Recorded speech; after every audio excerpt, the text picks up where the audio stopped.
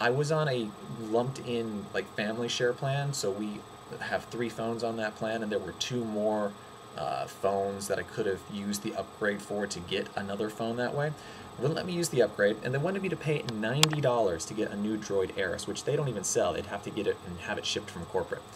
That to me, to pay 80% more with insurance on a phone I originally paid for, $50, doesn't make sense. To replace a phone at 80% increase with insurance seemed ludicrous and really, really, really poor customer service, and that was the reason that, and the fact that I couldn't get a phone regardless that day, that I left. I went to the Apple store and I got an iPhone. So that's why I did it, and I've had no problems. So I think it's been great.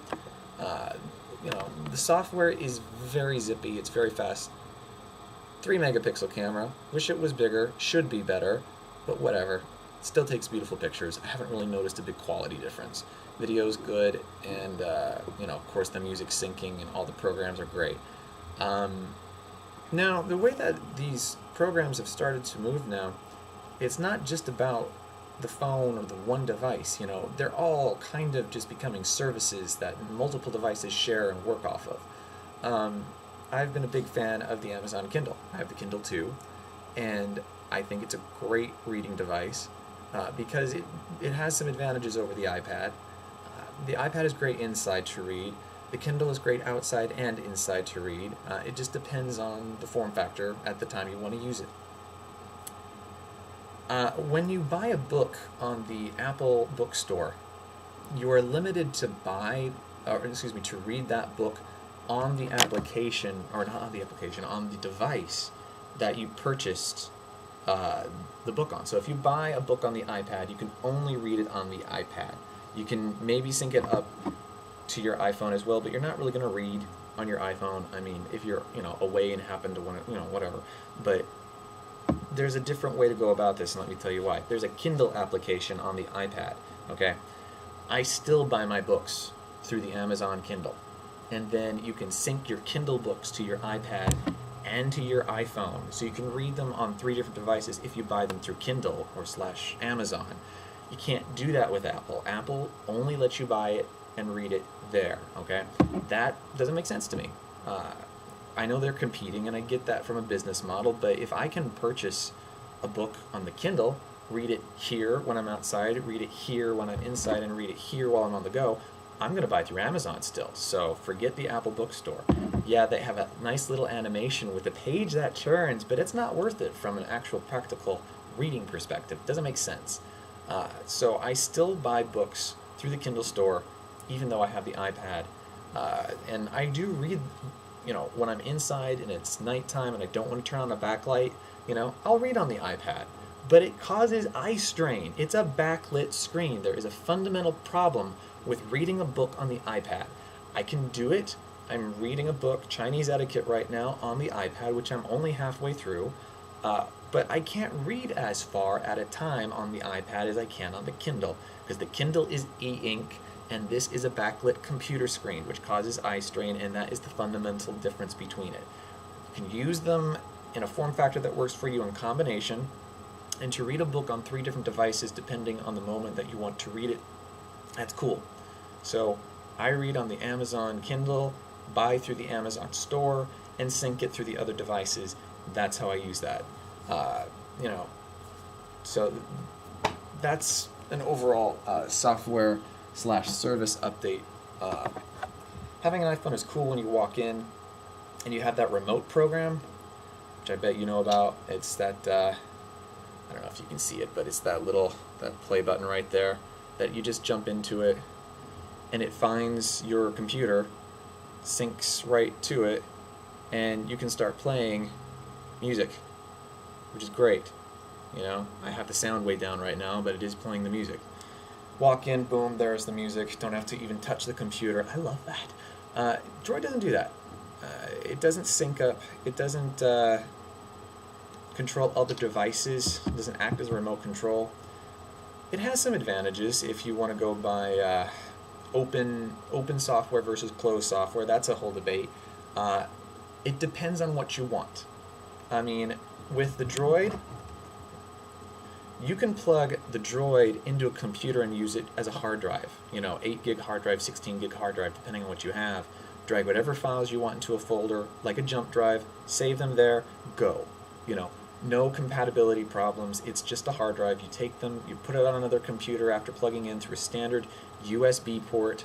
No problems with this pin connector, which doesn't allow you to use it as a drive unless you do some creative hacking, which is possible, but not advised, because then you destroy the advantages of closed software. Closed software, the Mac platform, it keeps the devices working well. That is why they do this. They do it also to keep you contained in the Apple system. I get that. I get that they want you to stay with their brand, and that's their choice, and it's good company marketing and good customer containment on their part, but it limits some of the creative potentials, but it also keeps you from getting some nasty viruses. It's kind of in a way the same debate between PC and Mac from the beginning. PCs allow you to do some interesting things with the software, but they break. PCs get sluggish, PCs start to stop working, and they have major, just everyday running problems with the software. They don't boot up right. They go downhill in 6 months, regardless of how pretty and fast they are when you buy them. Macs don't do that. I have Macs from 5 years ago that work just as well today as they did the day I bought them.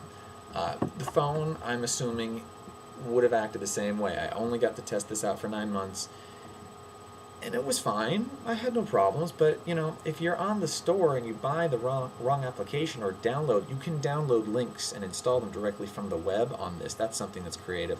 On the Eris, you can just go to a website, download a software package, and if it's capable to run on a phone, you can just install it like a file, like you do on your computer from there. Can't do that here. Can't do that on the iPhone. It doesn't let you. So it's pros and cons. I personally want my software to work when I want it to work. I'm not doing anything that is all that needing of an open source kind of code, and I like having that extra little contained layer of protection so that I know that the investment I put in on a device is going to keep it running. That it's not going to suddenly just decide to glitch up, and it's all backed up completely if I wanted to. The syncing, I have to admit, I'm a Mac guy. I love my iMac. It syncs, everything there, backs it up through Time Machine, syncs the iPad, syncs the phone. They all talk to each other. They're all in the same system. That's cool. The Droid would sync all contacts up to Google, which was a good backup there, and other data as well, like calendars, that kind of thing, and you can access that from anywhere. So, I mean, it depends on what you like. It depends on your needs, and it depends on your loyalty to either either network. Verizon does have a superior phone call network. I will see that. I think that they've got a stronger voice-to-voice phone calling network. Data network, I gotta admit, I love being able to be on the phone on the iPhone and surf the web and send emails and look up restaurants and call them and merge phone calls easily. My productivity has gone way up having that kind of a thing, because I'm talking to somebody and they're like, hey, check this place out. Well, I'm checking the place out and I'm still on the phone with them. That's cool. Can't do that on the Verizon network. That's not allowed. Rollover minutes, AT&T, like that a lot. Even though I don't use the minutes, maybe I'll find a way to. But they're there for a year until they start to disappear month by month. That's nice. So anyway, I'm loving having the iPhone. I don't know why I stayed on Verizon as long as I did. I wish I kind of had gone sooner, because their phones are a little clunky on Verizon. They're getting there, but they are not as polished as the iPhone is. They are not as user-friendly, and the software still feels like it's struggling to get to a competitive playing field, and Apple keeps doing better things. They've got this FaceTime thing on the new iPhone, which I don't have, but they've got that. That's great. They're doing some great things with their Pixels. They constantly are pushing their software. So the other phones really aren't getting a chance to compete, in the sense that they can't keep up with the innovations.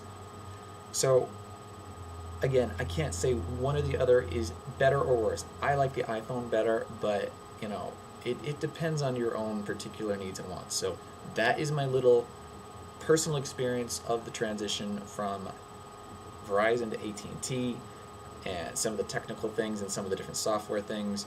And there you go.